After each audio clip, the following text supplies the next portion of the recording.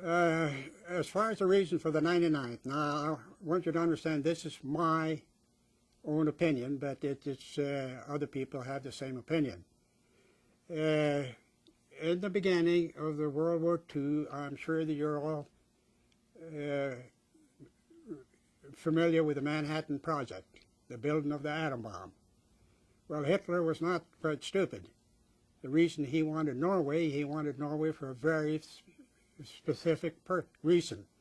And they were working, trying to develop the atom bomb, and the ingredient that was needed to develop the atom bomb was heavy water. And if you've ever been to Norway, there's water all over. And the heavy water is a particle that's in the water. It goes through a separator, and I don't know how many gallons it takes to get a quart of that heavy water, which is very essential in building the atom bomb. And that was one of the reasons why Hitler was into Norway, and that had something to do why the 99th Battalion was organized, for us to go in there and help and eliminate that waterworks at that place in Telemark at the town of Rouen in Norway. And I had,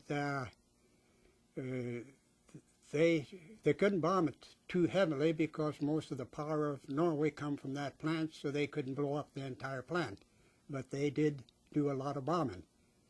And eventually, the Norwegian underground got in there and destroyed some of those filters for a while, but the Germans rebuilt it. And then finally the Germans gave up, and they loaded all that heavy water on a barge and was going to haul it back to Norway.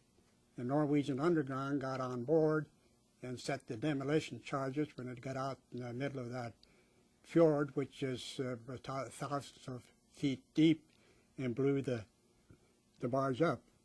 And so that was the end of Hitler's quest for the atom bomb. But we were told at one time, when we were back in the Brittany Peninsula and become the 774th Regiment, that orders were cut at one time that we were going to go to Norway and raid Norway from the north.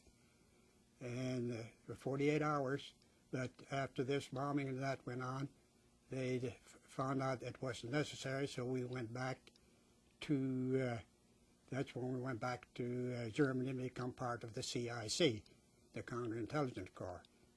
But I had the privilege of visiting that camp in 1985. We went on a trip to Norway, and I was at that plant, and I have in my possession now a small vial of that heavy water, which were given